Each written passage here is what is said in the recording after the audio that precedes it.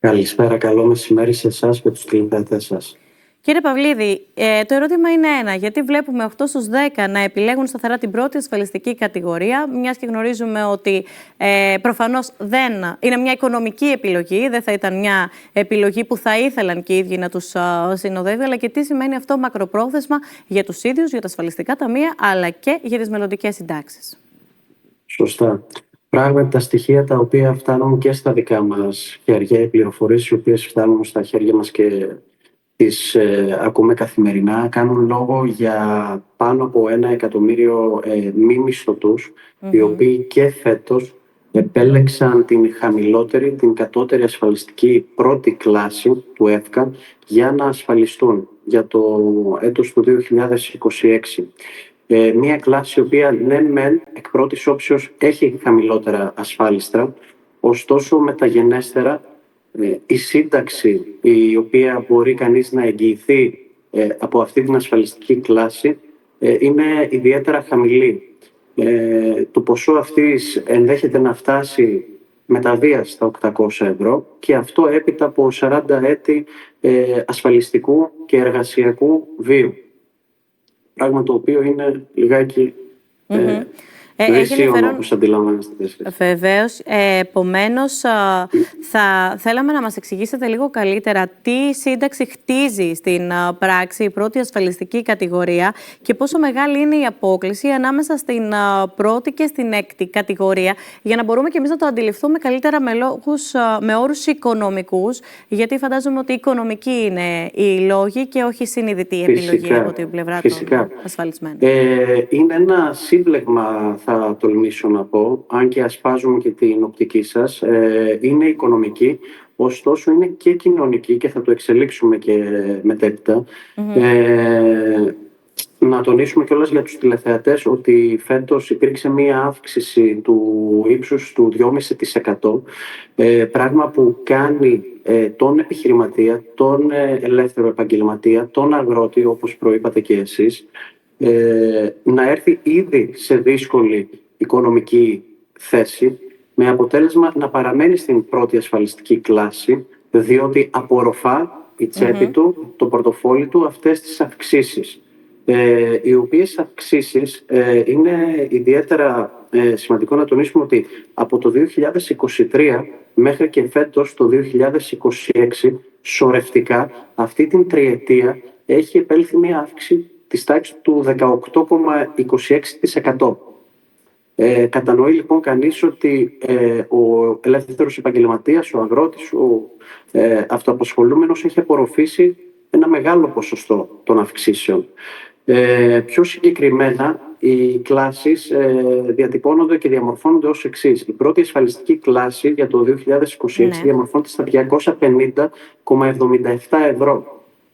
Και η απόκλιση που έχει με την έκτη και υψηλότερη ασφαλιστική κλάση είναι αρκετά μεγάλη, καθώς η έκτη και η υψηλότερη ασφαλιστική κλάση διαμορφώνεται στα 675,87 ευρώ. Αυτό που αντιλαμβανόμαστε προφανώς είναι ότι οι αυξήσεις λειτουργούν αποτρεπτικά για τις υψηλότερες κατηγορίες. Πιστεύετε ότι υπάρχει ο κίνδυνος μαζικών συντάξεων φτώχειας τα επόμενα χρόνια, σύμφωνα φυσικά και με αυτά τα στοιχεία που έχουμε τώρα στην διάθεσή μας? Και αν για να αποτραπεί κάτι τέτοιο, πιστεύετε ότι θα μπορούσαμε να επενδύσουμε σε κάποια μελλοντικά κίνητρα αλλαγής της συγκεκριμένης κατάστασης?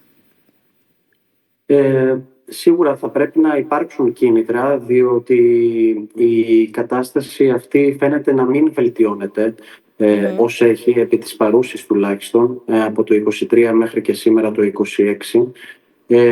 Οι λόγοι όπου δεν υπάρχει κάποια βελτίωση είναι σίγουρα η οικονομική, διότι ο μικρός επιχειρηματίας, όπως στο παρελθόν ήταν η ραχοκοκαλιά της ελληνικής οικονομίας, έχει να αντιμετωπίσει ένα ιδιαίτερα ανταγωνιστικό περιβάλλον, με αποτέλεσμα να μην είναι πλέον ανθεκτικός όπως τα παλαιότερα χρόνια. Άρα θα κάνει περικοπή από την ασφάλισή του για να εξοικονομήσει χρήματα και να είναι η επιχείρηση του βιώσιμη. Σε δεύτερο χρόνο σίγουρα υπάρχει και το κοινωνικό φαινόμενο. Αυτό το είπατε και λίγο νωρίτερα. Θα ήθελα να σας ρωτήσω τι εννοούσατε όταν είπατε ότι υπάρχουν οικονομικά αλλά και κοινωνικά κριτήρια.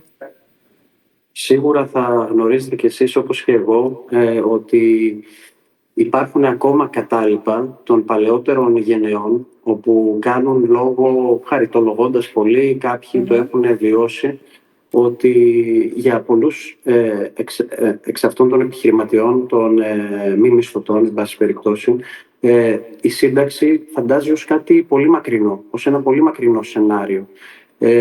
Και σίγουρα υπάρχει και κάποια δυσπιστία προς το κράτος, όχι την τρέχουσα κυβέρνηση, μην παρεξηγηθώ, αλλά ο Έλληνας πολίτης έχει βιώσει αρκετά πράγματα με αποτέλεσμα ακόμα να κουβαλάει μια δυσπιστία. Θεωρείτε ότι αυτή η δυσπιστία χτίζεται πάνω στην κλασική φράση που ακούμε πολύ συχνά από τους νέους εργαζόμενους, ότι είμαστε γενιά που δεν θα πάρει ποτέ σύνταξη, επομένως δεν υπάρχει κανένας λόγος να επενδύσουμε σε αυτό? Ποιο δηλαδή είναι το κοινό χαρακτηριστικό, ίσως ηλικιακό, αλλά και το προφίλ των ατόμων που βλέπετε ότι χτίζουν τη σταδιοδρομία τους πάνω σε αυτό, και ενδεχομένως πώς πιστεύω ότι θα μπορούσε να αλλάξει? Γιατί λίγο νωρίτερα αναφέραμε κάποια βασικά χαρακτηριστικά που δείχνουν ότι το να είσαι αυτοαπασχολούμενος αυτή τη στιγμή στην Ελλάδα μάλλον δεν είναι και τόσο ανθεκτικό και βιώσιμο. Σωστά. Ξαναλέω ότι θα πρέπει να δοθούν κάποια κίνητρα. Θα πρέπει ο Έλληνας φορολογούμενος, είτε αυτός είναι μη μισθωτός, είτε είναι εργαζόμενος, να μπει στο σκεπτικό και να αποκτήσει ο Έλληνας πλέον και μία ασφαλιστική κουλτούρα, η οποία υπάρχει στο εξωτερικό και δεν υπάρχει ακόμα στην Ελλάδα. Χτίζεται, θέλω να πιστεύω, με τα χρόνια, και να δείξει μεγαλύτερη πίστη, διότι τα τελευταία μη τι άλλο χρόνια έχει δείξει η Ελλάδα ότι έχει μια σταθερή πολιτική και οικονομική πορεία, όπου μπορεί κανείς να δείξει εμπιστοσύνη. Αυτοί είναι οι παράγοντες. Θέλω να πιστεύω ότι όλοι εξ ημών τους λαμβάνουμε υπόψη. Κύριε Παυλίδη, θα ήθελα να σας ευχαριστήσω που ήσασταν κοντά μας σήμερα στην τηλεόραση της Ναυτεμπορικής. Σας ευχαριστούμε πολύ. Καλή συνέχεια στην εβδομάδα σας.